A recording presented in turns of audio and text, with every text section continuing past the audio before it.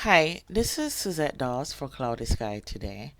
And today we're going to look at an interesting topic, job scams. Now, you must be asking, why would that interest me? I got a text message and I'm going to read it. Let's read it together. Hello, I'm Gracie. I come from Senior Recruiting. We are looking for external employees. We currently offer full-time and part-time positions. Earn 200 to 1000 in just 30 to 60 minutes a day. The requirements and benefits are as follows. No expertise required. Have a bank account, over 22 years old, flexible working hours, remote work, benefit daily rate ranging from 300 to 800. Training provided by professionals. If you are interested, please add our manager and he will tell you more about the position. Click the link to add. Thank you. And then it gives you a link. Now I highlighted have a bank account because why do I need to have a bank account? This kind of gave me a red flag that it could be a scam. And then also, in the same line, you can earn $200 to $1,000 in just 30 to 60 minutes a day. Sounds too good to be true. Down here, benefits daily rate ranging from 300 to 800 a day. Yeah. So I pulled up some articles. And here I highlight something. This is from the consumerftc.gov articles, job scams to avoid, never bank on a cleared check. I saw that one, I had to highlight it. No honest potential employer will ever send you a check to deposit and then tell you to send a portion of the money back or buy gift cards with it. That's a fake check scam. Check will bounce and the bank will want you to repay the amount of the fake check. Next one I looked at was Indeed. Now, they talk about email offers. This came to me over text, but look at this. They tell you that, yeah, you can get legitimate email offers from recruiters if you're on their job board.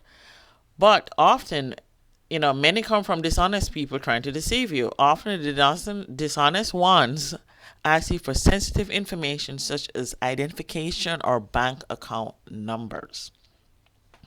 And I also put this in interviews via an online messaging scam. Because my understanding of this is they're not using like Facebook Messenger or WhatsApp Messenger. They're like, oh, you're going to use this specified messenger, which you probably never heard of, but you need to input some personal information to complete the setup. And then that way they grab your information.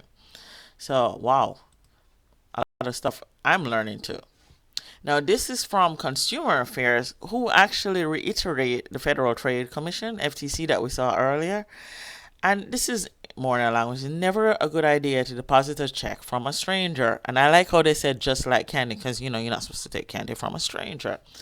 Any honest employer who is honest will never send you a check and then ask you to send them a portion. Now let's look back on this email. Or sorry, this text message.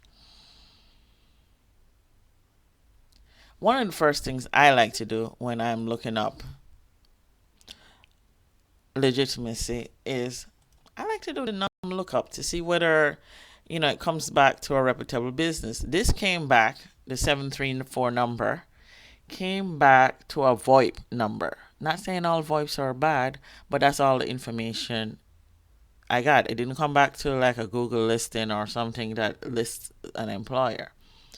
The phone carrier is called Number Access. I also looked up the number that was at the end of the message because I think I looked up somewhere that WA.ME. ME is Montenegro. WA, from what I heard, is like a WhatsApp app, so I thought this was a phone number, the 774. I did look that up, the 774, and it is also a VoIP number. It's from phone carrier Envoy 3 Sybase 365. And in my experience, this Envoy number has been nothing but scams. I looked up the area code and 734 is Michigan and 774 is Massachusetts. So they're within the US, but that doesn't mean it's not a scam. Now I copy the text so that it's copy. I do have a sandbox browser set up in Firefox. So what I'm gonna do is copy this. I'm not gonna open it in my regular browser in case it has download some viruses or even worse, I forgot what that stuff is called. So this is what I'm gonna use. What are URL sandbox cases? Opening links you don't trust, testing fiction links, opening malicious links, decoding short links. This one I'm using is BrowserLink. So I'm gonna try the URL sandbox. Okay, and we're gonna test it. It tests it in a Windows 10 environment. So it's gonna take a little time. So it is a WhatsApp that my research showed up link.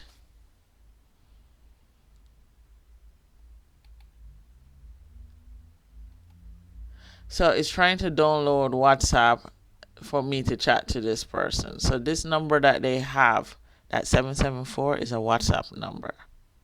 So this would go to the article, trying to get you to put your stuff into a messaging program.